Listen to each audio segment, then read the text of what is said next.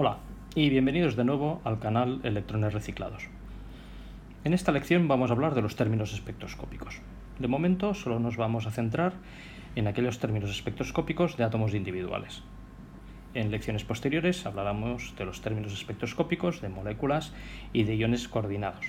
Pero de momento hemos de entender de una manera sencilla cómo funciona la terminología de dichos términos espectroscópicos y qué significado tienen. Intentaré hacerlo de la manera más rigurosa, pero a la vez la más sencilla que pueda encontrar sin utilizar ninguna demostración matemática para ella. Vamos a ver qué origen tiene la terminología de los términos espectroscópicos. En primer lugar, vamos a ver este experimento tan sencillo. Tenemos sencillamente un tubo en el que hemos introducido un gas a presión, por ejemplo en este caso hidrógeno, y efectuando una descarga eléctrica a lo largo del tubo, lo que hacemos es excitar estos átomos y ellos lo que harán es emitir luz. ¿De acuerdo? En el caso del hidrógeno, esta luz emitida la hacemos pasar por una pequeña rendija, de tal manera que colimamos la luz que pasa a través de ella y la hacemos incidir en un prisma, que lo que hace es separarnos las componentes de la luz emitida por nuestro gas hidrógeno incandescente. ¿Qué aspecto tiene el espectro? Si nosotros colocamos aquí un detector, lo que veríamos serían un grupo de líneas. Este grupo de líneas son líneas que van desde el violeta más oscuro, ¿de acuerdo?, hasta el rojo, pero son líneas individuales que juntas forman este rayo de luz que sale del tubo de descarga del hidrógeno.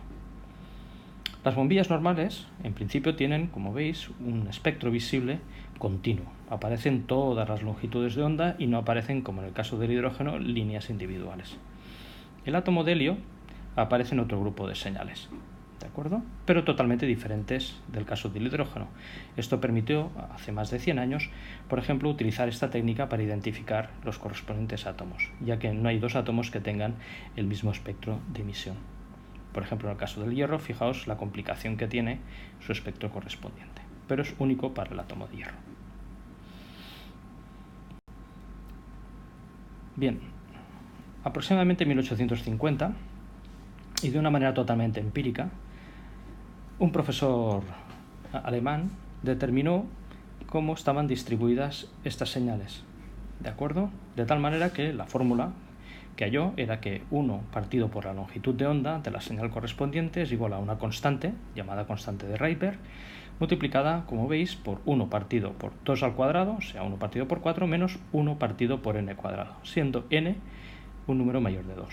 ¿De acuerdo? Por lo tanto, estas bandas siguen una serie. Esta serie es la serie, como vemos, de Balmer, por el señor que la descubrió por primera vez. Pero fue Rydberg el que determinó la fórmula matemática que indicaba en qué posición estaban cada una de estas señales. Bien, años después, Bohr relaciona el espectro con su modelo de órbitas, que ya sabéis vosotros que es el modelo más sencillo para explicar, por ejemplo, en este caso, el átomo de hidrógeno. Y sencillamente, en su explicación, de manera más sencilla, indica que cada una de estas radiaciones que nosotros vemos aquí, la de 656 nanómetros, 486, etc., corresponden a desexcitaciones de un electrón que está situado en una órbita muy alejada del núcleo y que lo que hace es desactivarse hasta una órbita más interna. Toda esta serie de señales, por ejemplo, en las que todos van a parar hacia la órbita de n igual a 2, se corresponden con una de estas franjas coloreadas que aparecen aquí. En otros espectros, como por ejemplo el ultravioleta o infrarrojo, podemos observar los mismos tipos de transiciones, lo que pasa es que no son visibles para el ojo humano. Bien, si en vez de utilizar el diagrama de órbitas de Bohr, utilizamos un diagrama sencillo, que ya supongo que conocéis vosotros, que es el diagrama de las energías de los correspondientes orbitales atómicos, por ejemplo en este caso del átomo de hidrógeno, tenemos un diagrama como el que aparece aquí, que se llama un diagrama de Grotrian. En este diagrama lo que vemos es que los diferentes orbitales atómicos S, P, D y F para un átomo como el caso del hidrógeno tienen las energías relacionadas con el número cuántico principal. Para n igual a 1 tenemos esta energía, para n igual a 2 tenemos estos dos orbitales S y P que tienen la misma energía, están degenerados. Para n igual a 3 tenemos estos tres orbitales que tenemos aquí, S, P y D, que en el caso del hidrógeno también están degenerados y por lo tanto tienen la misma energía. Las transiciones de la serie de Balmer se corresponden a transiciones entre los orbitales, por ejemplo en este caso, tal como digamos como el límite como vemos es el número 4, transiciones que transcurren por ejemplo entre el 4s y el 4d hacia como vemos el 2p, ¿de acuerdo? Y también la transición que va del 3s 3d hacia como vemos el 2p. Es interesante constatar que hay transiciones prohibidas, ¿de acuerdo? No entraremos en muchos detalles en este problema. Bien, en primer lugar, por ejemplo, la 4s2s está prohibida. Solo existen transiciones desde la 4s a la 2p. ¿De acuerdo?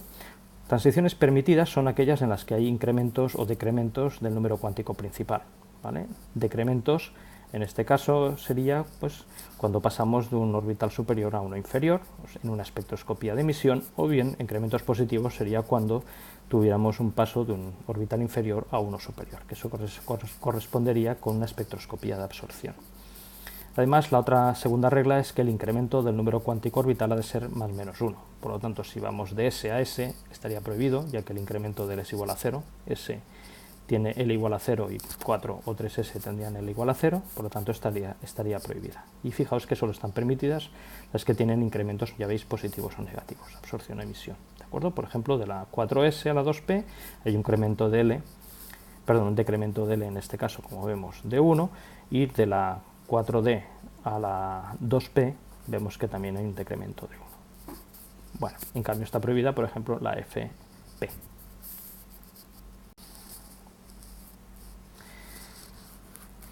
Vamos a complicar un poquito las cosas. Como vemos, en principio parece ser que en este tipo de espectros solo hay emisiones, ¿de acuerdo?, correspondientes al paso de un orbital, por ejemplo, S a 1P, etc., o de un P, por ejemplo, a 1S. Ahora bien, detectores muy sensibles permiten ver que algunas de las transiciones están desdobladas. Eso significa, por ejemplo, que en un caso particular, por ejemplo, cuando hay una transición P a S, es posible observar dos señales muy juntitas entre ellas que corresponden a diferentes energías del orbital P. ¿A qué es debido esto? Bien, esto es debido a un efecto que ocurre en el orden de la mecánica cuántica. El electrón, al girar sobre el núcleo, presenta un momento angular. Y este momento angular, de momento y de manera sencilla, es igual al, como vemos, al número cuántico angular correspondiente del orbital en el que está situado. ¿De acuerdo? En este caso, como es un orbital P, pues L es igual a 1. Pero es que el electrón, en su giro alrededor del núcleo, puede girar de tal manera que su momento de spin generado por este giro sea paralelo, como vemos, al momento angular o bien antiparalelo. ¿De acuerdo?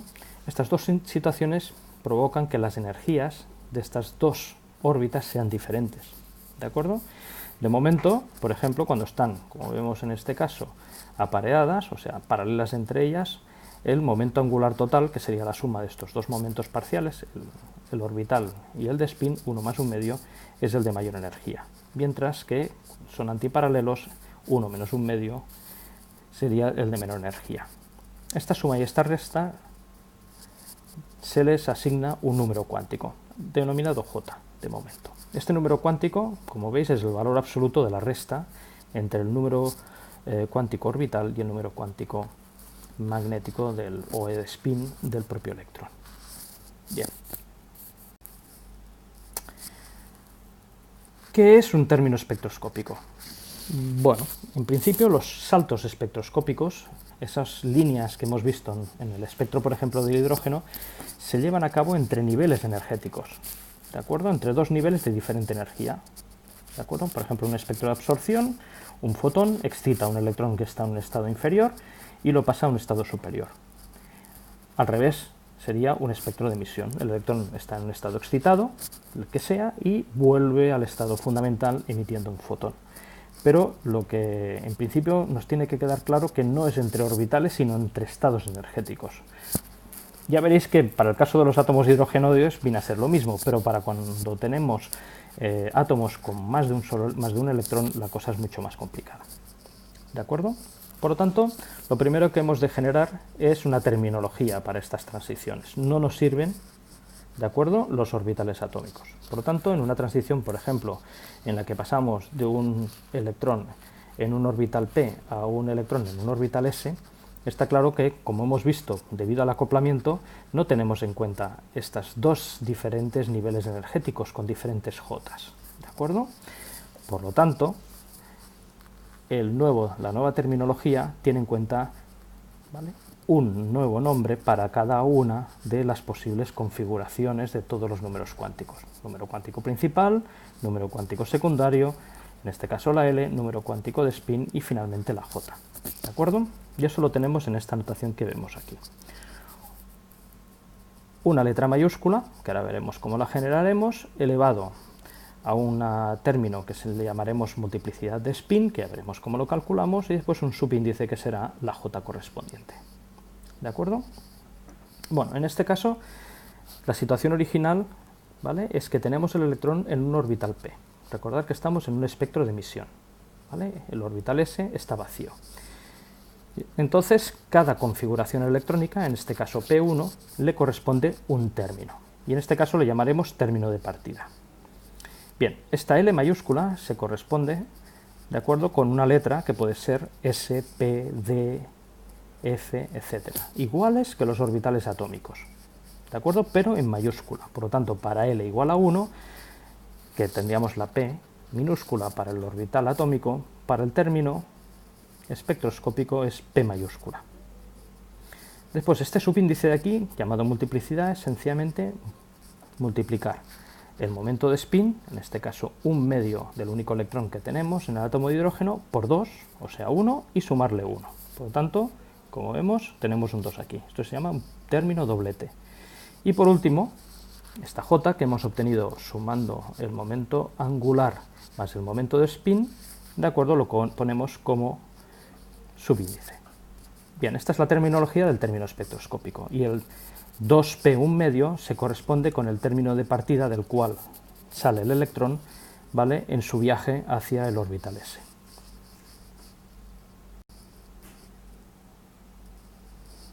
Bien, con esta misma nomenclatura vamos a ver qué pasaría si el electrón, en vez de estar en el orbital p inferior con j igual a 1/2, estuviera en el j 3/2, es decir, el superior, en el que la suma es entre el momento angular L y 1/2, ¿de acuerdo? Por lo tanto, como vemos, seguimos estando en un orbital originalmente de tipo P, por lo tanto L igual a 1, P mayúscula, ¿de acuerdo?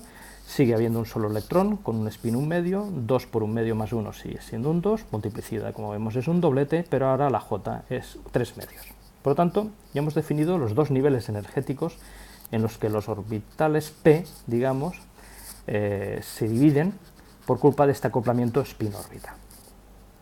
Bien, vamos a ver qué pasa con el término de llegada. O sea, una vez el electrón se ha desactivado, está en el orbital S, de más baja energía, ¿vale? El spin total sigue siendo 1/2, ¿de acuerdo? Porque solo tenemos un electrón. Pero ahora fijaos que el electrón está en el orbital que tiene un momento angular igual a 0. Bueno, ¿a qué es igual el término? Para L igual a 0 sabemos que es la letra S, minúscula para los orbitales, pues para los términos es S mayúscula, ¿de acuerdo? Y la multiplicidad, recordar que es igual a 2S más 1, pero recordad que esta S de aquí no es esta letra que acabamos de encontrar, sino el spin total de nuestro sistema. O sea, esta S puede servir para dos cosas, y es muy fácil de confundirlas, ¿vale? Es muy confuso el uso de dos letras iguales para cosas diferentes. Por lo tanto, 2 por 1/2 es igual a 1, más 1 es igual a 2. Sigue siendo un término, como vemos, doblete, igual que el término de partida. ¿De acuerdo? ¿Y cuál es la J? Bueno, pues la J es igual a L, que es igual a 0, más 1/2, ¿de acuerdo? Por lo tanto, es S1/2. ¿De acuerdo? Recordad que siempre es el valor absoluto, no es S menos 1/2, no existe. Bien, entonces, ¿cuáles son las posibles transiciones que podemos tener para una configuración electrónica determinada? Una configuración entre un orbital n, puede ser cualquiera, np1, con un solo electrón, y un orbital ns1. Pues fijaos que hay dos posibles transiciones espectroscópicas. Por eso hemos de pasar a esta terminología de transiciones. ¿De acuerdo? Porque si no, confundiríamos las configuraciones electrónicas con los saltos espectroscópicos. Por lo tanto, hay, en principio, dos posibles saltos. el que va, como vemos, del término doblete P3 medios al término doblete S1 medio y del término doblete P1 medio al término, como vemos, doblete S1 medio. ¿De acuerdo? Estas son las dos posibles transiciones de nuestro átomo. Para el caso del átomo de hidrógeno, las diferencias de energías entre estas dos transiciones electrónicas, fijaos que es de 0,1, o sea, son casi imposibles de ver y de detectar evidentemente con el ojo. Se han de detectar con aparatos muy sensibles, ¿de acuerdo? Pero ya veremos que en átomos multielectrónicos esto se puede hacer más grande. ¿De acuerdo? Pues ya vemos cuál es el fundamento de la terminología de los términos electrónicos o términos espectroscópicos. Las dos palabras se pueden utilizar, término electrónico o término espectroscópico. Estos son términos electrónicos o espectroscópicos, pero recordad que esto es una configuración electrónica. Vamos a ver ahora qué pasa con el átomo de helio, el cual tiene dos electrones en su estado fundamental en el orbital 1s, tal como vemos aquí. Bien, el momento de spin total de esta configuración que vemos aquí es igual a 0, ya que un spin es más un medio, mientras que el otro spin es menos un medio. Su suma, por lo tanto, igual a 0. Los dos electrones están en el orbital s, el cual posee, como vemos, un momento angular igual a 0. Por lo tanto, la suma de los momentos angulares de los dos electrones también es 0. De momento, y hasta el final de esta explicación, vamos a olvidarnos de las jotas. Vamos a ver qué término definiría esta configuración electrónica, 1s2 para el helio. Bien, L, que es la suma total de los momentos de spin es 0, le corresponde la letra S mayúscula. Mientras que la multiplicidad de spin sería 2 por 0 más 1. Por lo tanto, es una multiplicidad singlete. ¿Qué pasaría con un átomo de helio en su estado excitado? En este estado excitado nosotros podemos tener dos configuraciones ahora. Bien, podemos tener los dos electrones, como vemos, desapareados, o sea, sencillamente lo que ha pasado es que uno de los dos electrones ha subido hasta el orbital P manteniendo exactamente la misma configuración de spin, o bien podemos tener, como veis, en este caso, con los spines paralelos, de acuerdo, en el que sencillamente el electrón, al pasar el estado excitado del orbital P, sencillamente ha invertido su spin. Bueno, ya tenemos dos configuraciones. Cada una de estas dos configuraciones tiene una energía diferente, ¿de acuerdo? Y por lo tanto define un término, en este caso electrónico, diferente para cada una de las dos configuraciones. Vamos a ver cómo lo determinamos. En este proceso, recordad que lo que hacemos es sumar todos los momentos angulares de los electrones implicados. En este caso solo tenemos dos. Por lo tanto, el momento angular total de estos dos electrones, tanto en la configuración de arriba como la de abajo, es igual a 1. L igual a 1 del orbital P más L igual a 0 del orbital S nos da una L igual a 1. ¿De acuerdo? Por lo tanto, esta L de aquí implica que vamos a utilizar la letra P. ¿De acuerdo? Como si fuera un orbital atómico, pero con mayúscula. ¿Cuál es el spin total? En el caso superior, el spin total es igual a 0, ya que un electrón tiene spin más un medio, mientras que el otro electrón tiene un spin menos un medio. Por lo tanto, 2 por 0 más 1 le corresponde un término electrónico singlete P. El segundo correspondería exactamente también a un término P, ya que fijaos vosotros que la suma de los dos momentos angulares de cada uno de los electrones también es igual a 1, por lo tanto L le corresponderá a la letra P mayúscula. Pero ahora el spin total es 1, ¿de acuerdo? O menos 1, pero cogemos siempre el valor que corresponde al módulo de este valor, ¿de acuerdo? Por lo tanto, si sumáramos menos un medio, eliminaríamos el negativo, ¿vale? Se coge el valor absoluto. Y por lo tanto, en este caso, el spin total es igual a 1. 2 por 1 más 1 es igual a 3, por lo tanto es un estado triplete.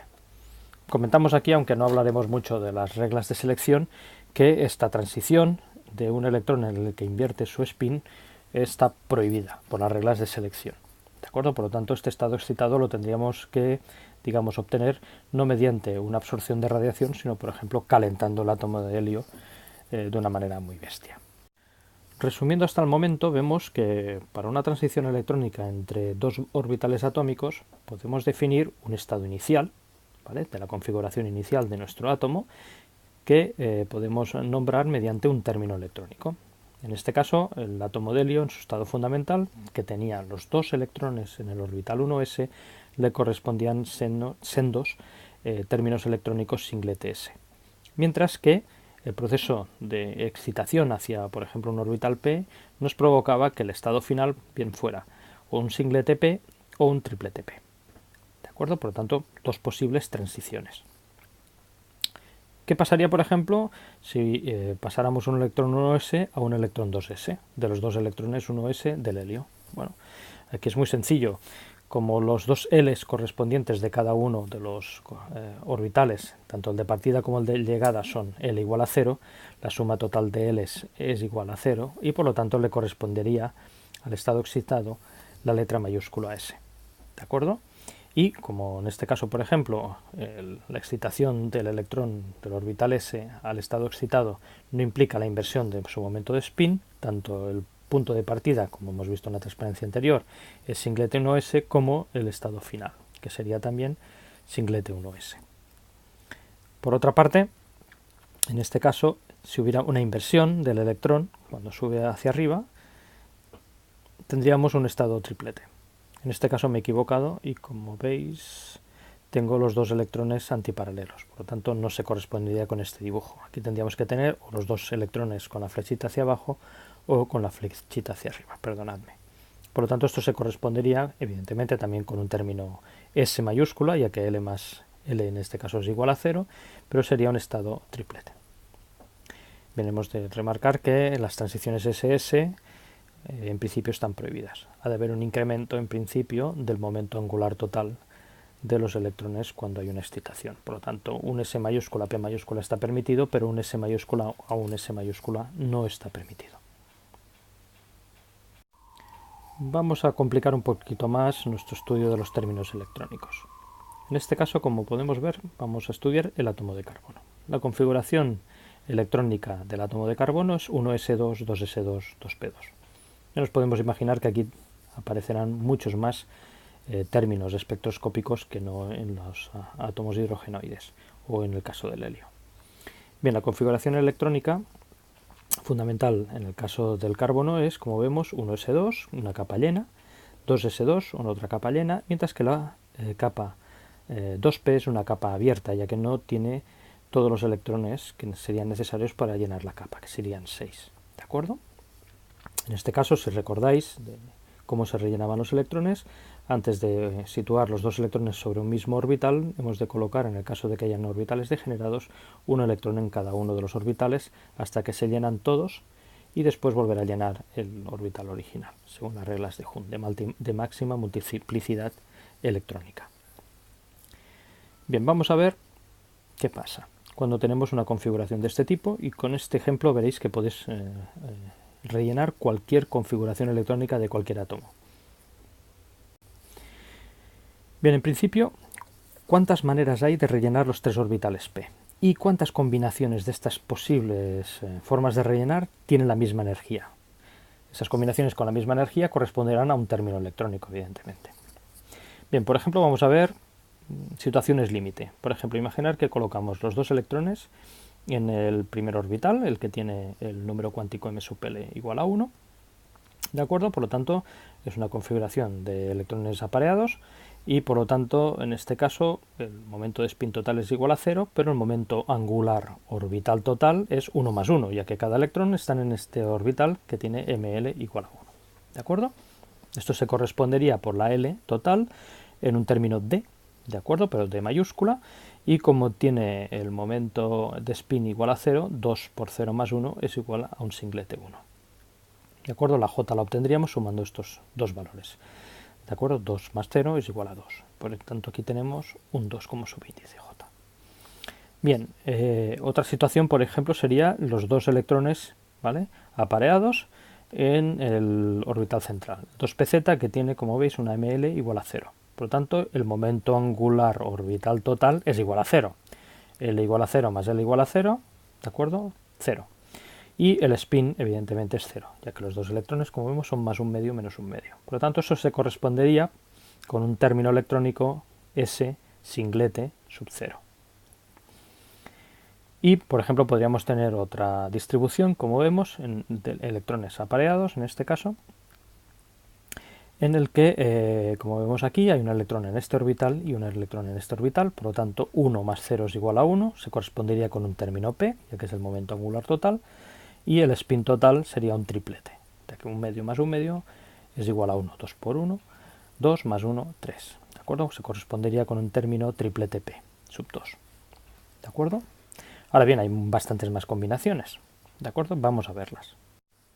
Aquí tenemos todas las posibles combinaciones de dos electrones entre los tres orbitales P. ¿De acuerdo? Hay combinaciones, como vemos, de tipo singlete, con configuraciones, ya veis, más un medio, menos un medio, y configuraciones triplete, en la que tenemos como ejemplo, en este caso, más un medio, o menos un medio, menos un medio. Ahora bien, ¿cómo sabemos cuántas combinaciones tendremos al final sin tenerlas que rellenar todas? Es muy sencillo. Lo que hemos de determinar es el número de spines posibles que podemos tener. En este caso, es 2 veces el número de orbitales que tenemos. Por ejemplo, los orbitales P tenemos 3 orbitales, multiplicado por 2 es igual a 6. Y por lo tanto, también tenemos 2 electrones. ¿De acuerdo? Por lo tanto, en este caso, son combinaciones de 6 elementos tomados de 2 en 2.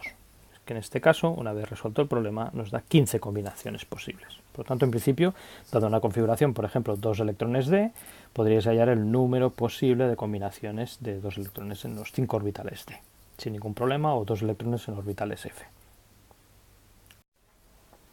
Bien, solo las capas abiertas son las que determinan el término espectroscópico de cualquier átomo. Las capas llenas, por ejemplo, en el átomo de carbono, la 1s2 y la 2s2, no intervienen en la configuración, digamos, de términos espectroscópicos. Por lo tanto, solo nos fijaremos en esta configuración P2. A continuación, el método que os voy a enseñar es un método sencillamente cualitativo. Nos dice cuáles son los términos espectroscópicos dada una configuración electrónica determinada. No nos dice qué combinación de electrones pertenece cada uno de estos términos electrónicos. Bien, este método se llama el método de Russell-Saunders, en el cual se basa que sencillamente lo que hacemos es sumar por una parte todos los momentos angulares de nuestros electrones, y todos los momentos de spin de nuestros electrones. Y buscamos las posibles combinaciones. Para ello llevamos a cabo una tabla. En esta tabla, fijaos que tenemos una fila que corresponde a los posibles valores de momento angular total de nuestro átomo, que irá desde 2 a menos 2, ¿no? Desde más 1 hasta menos 1 menos 1, y de spin total de nuestra combinación de electrones, que irá desde 1 más un medio, hasta menos 1, que será menos un medio menos un medio. Vamos a ver alguna de estas combinaciones, por ejemplo la que hay más. Por ejemplo, para aquellas combinaciones en las que el momento angular total es igual a 0 y el spin total es igual a 0. Esto se correspondería, por ejemplo, 2 electrones en los orbitales de m sub L igual a 0 con spines más un medio y menos un medio. O bien en el de m sub L más 1 y m sub L menos 1, pero con spines un medio menos un medio invertidos. Por lo tanto, hay 3 combinaciones posibles para estos dos valores de L total y S total. A continuación, lo que hacemos es sustituir todas esas combinaciones por el número de combinaciones que hay para cada una de ellas. Y ya podemos comenzar. Lo primero, además, es darnos cuenta que tengamos las combinaciones que tengamos de orbitales S, P, D, F y el número de electrones, siempre tendremos una situación en que la tabla es simétrica. ¿De acuerdo? Y por lo tanto habrán los mismos valores a la izquierda y a la derecha repartidos por el centro de dicha tabla. A continuación, lo que hacemos es inspeccionar la tabla, comenzando por aquella combinación, si existe o no existe, no importa, que correspondería con la máxima L y la máxima S, ¿de acuerdo? Y buscamos a través de la columna donde aparece el primer número diferente de 0. Por ejemplo, en este caso, 1.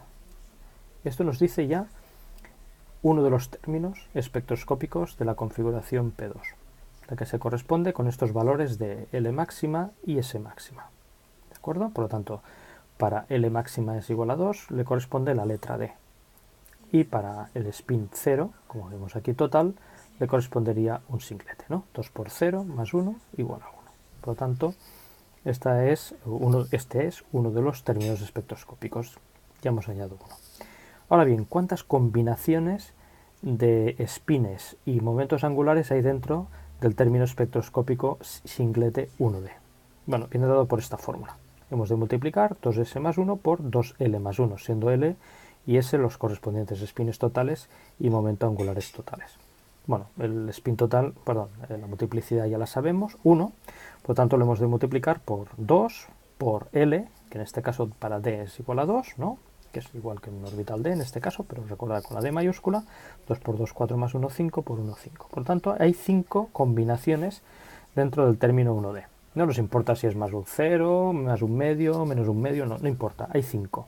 Por lo tanto, lo que haremos será, en la misma fila donde hemos encontrado este valor, diferente de 0, tachar una combinación para cada una de las columnas. ¿Vale? Por lo tanto, aquí nos quedará un 0, aquí nos quedará un 1, aquí nos quedará un 2, un 1 y un 0. Bien, esto es lo que tenemos que hacer. Tachamos 5 combinaciones y pasamos a la siguiente tabla. Ahora fijaos que ya tenemos un 0 aquí y un 0 en esta posición. Como antes, comenzamos desde la parte superior buscando el primer número diferente de 0. ¿De acuerdo? Por lo tanto, encontramos un 1. Ya paramos. ¿De acuerdo? No hace falta ni que nos movamos a la derecha ni hacia abajo. Por lo tanto, este número, con respecto a su L total y S total, nos dice a qué término espectroscópico nos pertenece. ¿De acuerdo? Con S total igual a 1, L total igual a 1 nos corresponde con un triplete P.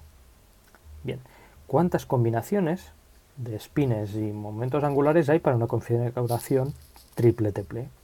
Por lo tanto, vamos 2s más 1, ya sabemos que es 3, 2l más 1 será 2 por 1 más 1, 3, 3 por 3 igual a 9. Por lo tanto, hemos de tachar de nuestra tabla 9 combinaciones. ¿Cuáles? Bueno, pues comenzamos por la misma columna donde hemos encontrado el término diferente de 0. ¿De acuerdo? Por lo tanto, aquí tacharemos 3, aquí tacharemos 3 y aquí tacharemos 3. ¿De acuerdo? Tachamos 9 combinaciones, que con las 5 que hemos encontrado para la singlete 1D nos dan 14, nos queda una combinación, la 15ª. Por tanto, fijaos que aquí no tenemos ninguna duda de dónde estamos. Le corresponde L total igual a 0 y una S total igual a 0. Por tanto, esta correspondería con un término espectroscópico singlete S. ¿Cuántas combinaciones hay en un término singlete S? Bueno, pues 2S más 1 es igual a 1, ya lo sabemos. 2L más 1 sería 2 por 0 más 1, igual a 1, 1 por 1 igual a 1. Por tanto, ya hemos hallado los 3 términos espectroscópicos correspondientes con una configuración electrónica P2. Esto lo podríamos hacer para cualquier combinación de espines y orbitales. ¿De acuerdo? Cuantos más orbitales tengamos y cuantos más electrones tengamos, más complicada se hace la tabla, pero siempre se hace de la misma manera. Bien, resumiendo. Una configuración electrónica produce uno o varios términos electrónicos, como hemos visto. Por ejemplo, el carbono 1s2, 2s2, 2p2 en su configuración electrónica, pues nos dice que tenemos 3, como vemos, términos espectroscópicos, un singlete 1s, triplete P y singlete D, mayúscula. De estos 3 términos que acabamos de hallar, ¿cuál es el término fundamental? ¿Cuál de estos 3 tiene la energía más baja? Que correspondería con la configuración del átomo de carbono en su estado fundamental. Bueno, aquí nos sirven las llamadas reglas de Hund. El término fundamental es el de máxima multiplicidad de spin. De los 3 términos que nosotros hemos hallado, sin ninguna duda, entonces es el triplete P. Ahora bien, si tuviéramos más de un término, triplete, tendríamos que escoger, en este caso, el que tuviera la L mayor. ¿De acuerdo? Por ejemplo, imaginaos que fuera decidir entre el singlete 1S y el singlete 1D. Bueno, pues singlete D sería el estado fundamental, ya que tiene una L mayúscula mayor que la del singlete S. Por lo tanto, el orden, en principio, de estos 3 términos espectroscópicos sería el que os pongo en esta gráfica. ¿De acuerdo? Seguro que el triplete P sería el de más baja energía, pero en el caso de los 2 siguientes, el singlete 1D y 1S, sería opcional ponerlos de esta manera. Ya os lo digo que solo sirve estas reglas de Hund para determinar cuál es el término fundamental, dada una serie de términos espectroscópicos. Bien, como os había prometido, vamos a poner al final las Jotas. Bien, estos subniveles, que se corresponderían a todas las posibles j que hay para cada uno de los términos que acabamos de ver anteriormente, solo lo apreciaríamos mediante campos magnéticos muy fuertes, que serían capaces de desdoblar estos subniveles. Si no, nos podemos conformar perfectamente con la terminología que hemos visto hasta ahora para combinaciones de spin y órbita. Vamos a ver cuántas j habrá para la configuración singlete S que hemos visto. Para eso utilizamos lo que se llama la serie de Clebsch-Gordan. En este caso, las posibles combinaciones de j van desde L más S hasta L menos S absoluto. En este caso, pues para el caso singlete S es muy triste porque la suma de las L's y las J's, perdón, L's y S son 0, por lo tanto le corresponde, como veis, el subíndice 0. Para los términos triplete P, iremos desde 1 más 1 hasta 1 menos 1, ¿de acuerdo? Por lo tanto, en este caso pasaremos de tener un triplete P sub 2, triplete P sub 1 y triplete P sub 0. Y para el término singlete 1D iríamos desde 2 más 1 hasta 2 menos 1 absoluto. Por lo tanto tendríamos 3, 2 y 1 como subíndices J de los correspondientes términos espectroscópicos. Bien, como vemos aquí tendríamos un esquema de lo que habría sucedido si aplicáramos un campo magnético sobre los tres niveles determinados por los términos espectroscópicos que hemos visto para la configuración P2. El término triplete P se desdoblaría en tres subniveles, el término singlete D en otros tres subniveles, mientras el término singlete S no se desdoblaría en ninguno. Y esto permitiría, como veis, diversas transiciones entre todos estos subniveles, si fuera posible. Bien, hasta aquí los términos electrónicos de un átomo aislado. En siguientes lecciones, más adelante, os explicaré cómo determinar los términos electrónicos de iones en simetrías diferentes a la esférica, que sería un ion aislado, por ejemplo, octaédrica, tetraédrica. Entonces utilizaremos la teoría de grupos para determinarlo y más adelante os explicaré cómo determinar los términos electrónicos de moléculas. Bien, si os ha gustado este vídeo, darle un like. Si veis algún problema en alguna de las explicaciones o alguna equivocación en alguna de las transparencias que he utilizado, por favor, hacérmelo saber aquí abajo. Y si os gustan mucho estos vídeos, por favor, suscribíos y recordadme si queréis hacer algún tipo de explicación en particular. Hasta pronto.